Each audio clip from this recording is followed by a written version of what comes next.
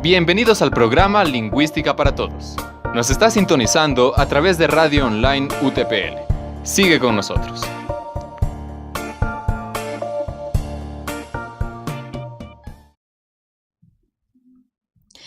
Hola y muy buenos días a todos y bienvenidos una vez más a nuestro programa Lingüística para Todos. El día de hoy contamos con invitados especiales con los que hablaremos de un tema muy importante, que es el de cómo se desarrollan las lenguas cultivadas.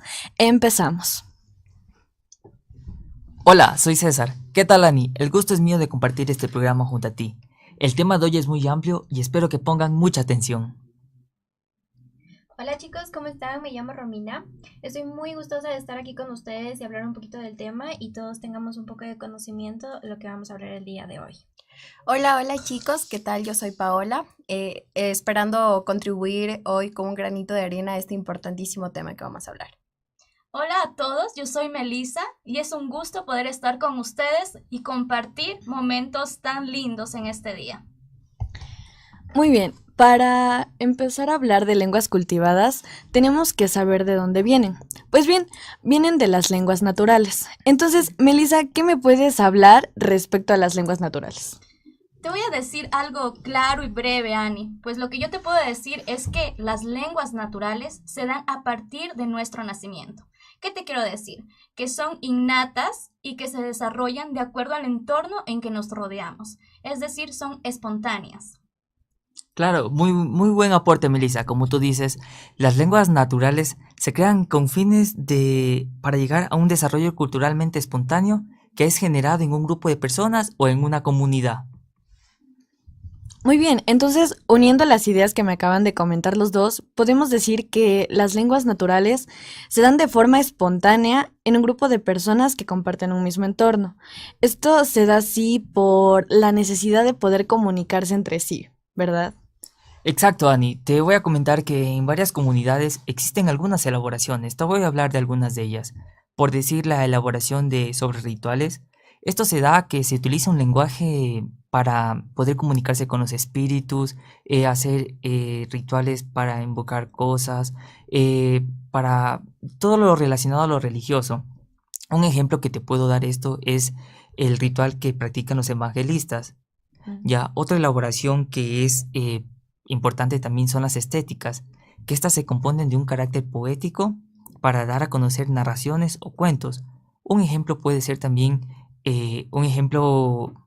una mamá contándole un cuento a su hija antes de dormir. Las científicas, que estas son lenguas que se dan en un entorno para nombrar plantas o animales, en las cuales nosotros utilizamos nuestro sentido común del que sabemos, que es llamados el latín, todos en nombre latín. Y la escriturista, que es una técnica que han empleado las carreras o estudios que pueden relacionarse entre sí. Puede ser un ingeniero informático que se entiende su idioma, un doctor, un arquitecto, un ingeniero.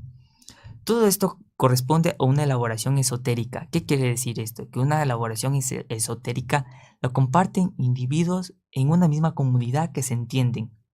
Así lo describió el autor Tursto.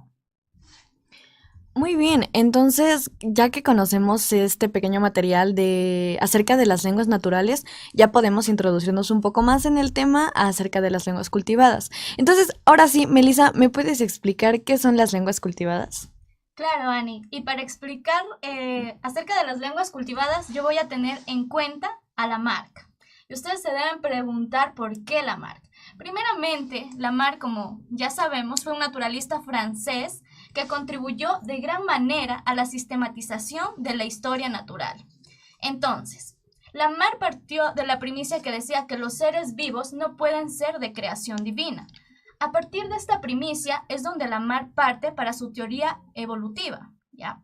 Entonces, al momento en que él dice que los seres vivos, los cambios que se daban en ellos, eran de acuerdo a la adaptación del medio, y estos cambios los heredaban sus descendientes. Este problema de Lamarck es lo que da el proceso de la evolución de las lenguas cultivadas. Entonces, yo te podría decir que las lenguas cultivadas son un tanto lamarcistas. Y voy a tomar a Darwin un poco aquí también porque Darwin, en cuanto a las lenguas naturales, vendrían a ser las lenguas naturales darwinistas. ¿Pero por qué? Porque Darwin se basa en lo que es en su entorno. Y como te dije al principio, que las lenguas naturales se desarrollan de acuerdo al entorno en que nos rodeamos, por eso es que las naturales se basan en Darwin. Mientras que las cultivadas van sufriendo cambios y se van adaptando a los diferentes cambios que se van dando en ellas y son un tanto evolutivas. Por lo que te tengo que decir que las cultivadas necesitan ser aprendidas y son artificiales y no pueden reemplazar a las naturales, ya que las naturales se dan en nuestro nacimiento y son innatas y necesitan de las naturales para poder funcionar. Claro, muy buen aporte, Melissa. Como llegamos a entender, las lenguas cultivadas se crean con determinados propósitos para llegar así a un fin de una diversa naturaleza. Claro, me olvidaba de comentarte el ejemplo, que por ejemplo, en el ejemplo de las cultivadas, las jirafas, cuando Darwin mencionaba que las que tomaban los distintos cambios y evolucionaban para alcanzar y poder comer de las hojas, estas eran las que podían sobrevivir.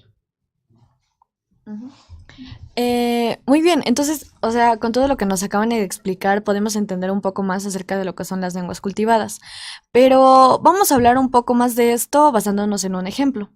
Entonces, con este ejemplo nos referimos ya a Dante. Y Romina, ¿qué me puedes hablar respecto a Dante? Bueno, son dos puntos que aquí tenemos que tener en claro. Aquí Dante quiso diferenciar lo que es entre la lengua cultivada y la lengua natural. La lengua natural, como lo mencionó mi compañera Melissa, es una lengua espontánea, que nosotros ya nacemos con una lengua predispuesta. El ejemplo que yo te puedo poner es, dependiendo del entorno que tú crezcas, tú vas a tener ese tipo de lengua que no va a poder ser modificada. En cambio, las lenguas cultivadas aquí tienen que ser estrictamente configuradas, tienen que ser específicas, es algo que tú llegas a aprender en el colegio, en la universidad, o sea, son lenguas artificiales, como lo mencionó mi compañera. Se pueden adaptar y dependiendo del tipo de ambiente que tú te encuentres, puede ir cambiando. Como también mencionó mi compañera, las lenguas cultivadas siempre van a ir después de las lenguas naturales, ya que están, como digo, predispuestas. Y dependiendo del ambiente que tú estés ahí creciendo, te pongo un ejemplo. Un niño crece en un ambiente de animales, de lobos. Su lengua natural obviamente no va a ser como de habla, sino como... ¿Cómo te explicaría? Sino es como un tipo distinto de su lengua, o sea, él se va a entender entre los animales, aunque no hablen, él ya tiene su lengua predispuesta que ya se consideraría como lengua natural. Y digamos, un grupo de personas encuentra a este niño e intentan disponer su lengua cultivada en el niño. Su lengua cultivada sería que ya empiezan a hablar sobre las palabras, cómo tiene que hablar propiamente, y etcétera. Entonces, eso es lo que podría yo decir, la diferencia que ha querido aquí dar Dante. Incluso en Italia, la lengua cultivada era considerada como gramática. En los griegos también era considerada de esa manera, pero también hay que tomar en cuenta que en diferentes lugares era manejada de diferente manera. También hay que aquí aportar que él quería también ¿cómo le diría? Llamar a la lengua vulgar como un vulgar ilustre, ya que es una lengua que tú realmente es una lengua que tú naces con ella. Ya, ok. Bueno, entonces es lo que podría yo aportar sobre Dante. Muy buen aporte, Romina, la verdad, creo que nos has dejado un poco más claro acerca de lo que son las lenguas cultivadas y con el ejemplo de Dante. Pero cabe recalcar que en este tiempo también hubo otro personaje que también un poco aportó a esto. ¿A quién me refiero? Pues es nada más y nada menos que Alcuino. Entonces, Paola, ¿me puedes hablar un poco acerca de Alcuino? Bueno, Ani, Carlomagno, al ser coronado emperador en el año 800, se dio cuenta que en su pueblo existía un bajo nivel de latín, por lo que él decidió contratar a Alcuino. ¿Quién es Alcuino para entrar en materia? Alcuino Fue un teólogo religioso, filósofo y matemático, nacido en New York en el año 735 y murió en el año 800 en Francia. Entonces, Alcuino toma el latín culto y el latín escrito y quería que la gente hablara al igual que escribía, como una lengua natural. Pero esto le falló. ¿Por qué? Porque Alcuino no podía obligar a la gente que hablara tal como escribiera. Estamos claros que la lengua natural es muy distinta.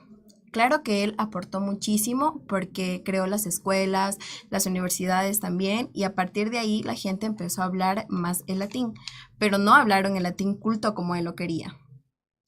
Tiempo después, en la Edad Media, él